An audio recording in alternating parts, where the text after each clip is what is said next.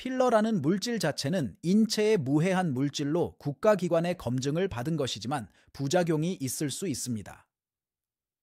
가장 흔한 유가종, 비대칭 주입 같은 부작용 말고 혈관에 필러가 유입되는 부작용에 대해 알아보겠습니다. 저는 서울 신촌에 있는 연세자연미 성형외과 이은정 원장입니다. 필러 주입 후 혈관에 필러가 유입되어 발생하는 심각한 부작용에 대해 알아보겠습니다.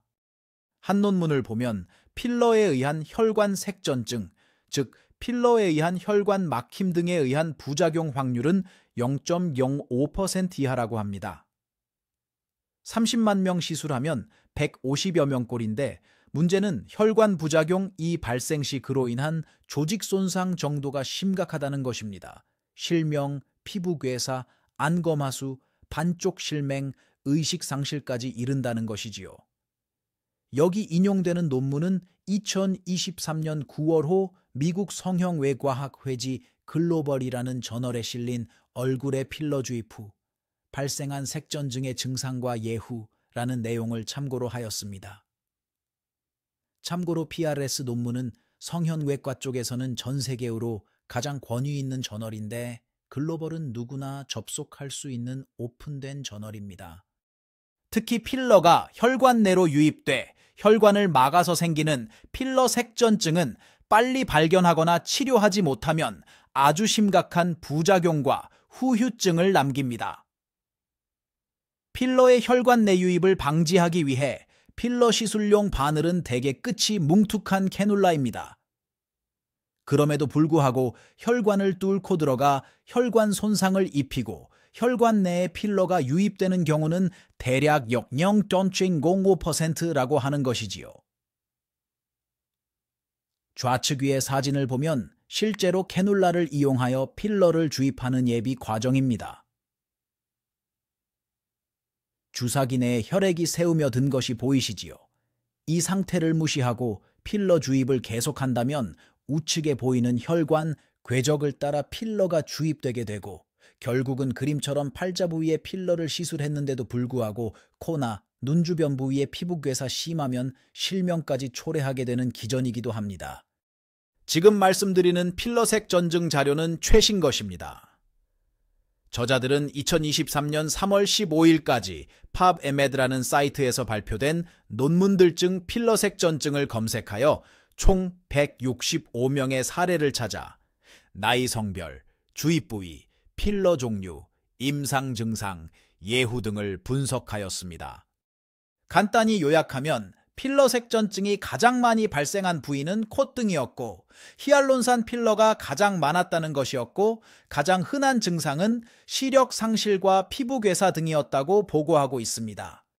필러 혈관 부작용 사례 165명을 시술 부위별로 분석해보니 콧대가 68명 37%, 이마 37명 23%, 미간 32명 19%, 측두부위 13명 8%, 팔자주름 10명 60%였고 필러 종류별로는 히알론산 필러, 자가지방 부작용 등이 많았고 PMMA 필러도 2례에서 혈관 부작용이 보고되었습니다.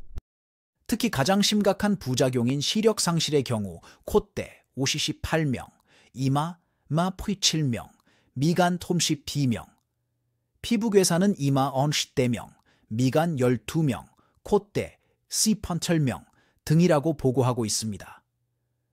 왜 콧대나 미간 부위에 넣었는데 시력의 상실 등을 초래하는지 등의 기전은 차차 설명하겠습니다. 먼저 얼굴에서 위험한 삼각형에 대해 알아봅니다.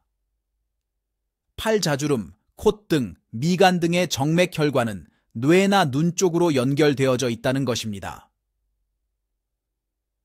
따라서 이 위험한 삼각형 내서는 필러뿐 아니라 여드름 같은 화농성 염증 등을 짤 때도 뇌 뒤쪽으로 번져 위험할 수 있습니다. 필러를 비록 캐놀라를 사용하여 주입한다고 하여도 콧등의 혈관 내 유입되면 먼저 혈관이 막혀 혈액이 통하지 않으니 퍼렇다가 3, 4일 정도 지나면 작은 고름집 등이 올라옵니다. 이유는 막힌 혈관 부위의 산소결핍으로 면역세포 등의 역할이 없어지고 피부 내에 상존하는 정상균주 등이 활성화됩니다. 이때도 방치하면 염증의 확산, 피부괴사로 이어지게 됩니다. 치료는 빨리 해당 부위 내에 필러를 녹이기도 하나 이보다는 산소를 우선 공급해 줄 수 있는 고압산소요법 등이 최우선으로 권장됩니다. 미간 부위도 많은 혈관들이 상호 연관되어져 있습니다. 뇌나 안구로 이어지는 혈관이 막히면 피부 괴사, 실명 등의 초래 과정은 비슷합니다. 이때도 역시 빨리 막힌 혈관 부위 주변의 조직에 산소를 공급해주는 고압산소요법이 우선 추천됩니다. 본원의 경우 미간주름은 위험한 필러 주입보다는 눈썹 내절개선을 통해 미간주름 근육을 영구 교정하는 방법을 선호합니다. 맨위의 경우 미간주름 필러 후 발생한 필러 색전증의 소견이고 메나라의 좌측의 경우 눈썹 내 절개선을 통해 미간주름 근육을 교정한 전후 모습을 보여주고 있습니다.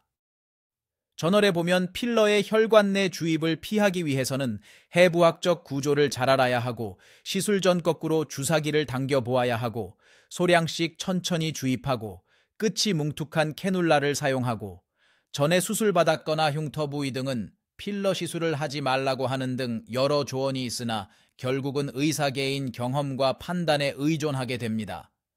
흔히 말하는 혈관을 보는 장비 등으로 심부 혈관을 피하는 것에 도움은 불가능합니다. 필러의 혈관 내 주입 시 갑작스런 심한 통증, 시력의 갑작스런 저하 등의 증상은 안구로 가는 혈관으로의 필러 주입을 의심케 합니다. 코 등, 팔자, 미간의 경우 필러 색전증이 발생했다면 3, 4일 후부터 혈관 막힘으로 인한 변색, 농포 형성 등의 증상이 있게 됩니다.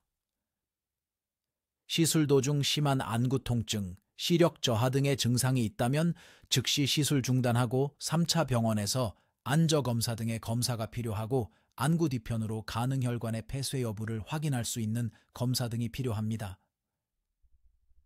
고압산소요법, 항생제 투여 등도 병행되어야 합니다. 많은 필러 시술의 경험자로서의 조언은 가급적 뭉툭한 캐눌라를 사용하고 처음 맞을 때 충분한 양을 시술받아 특히 짧은 기간 내에 2차 리필링하는 것 등을 피해야 합니다. 또 처음 시술받을 때 비용이 들더라도 오래 유지되는 필러를 시술받아 해당 부위에 추가적으로 시술하는 것 등을 피하는 것이 좋습니다. 필러 종류를 반드시 기록 보관해서 수년 뒤라도 무슨 종류의 필러를 맞았는지 확인할 수 있어야 합니다.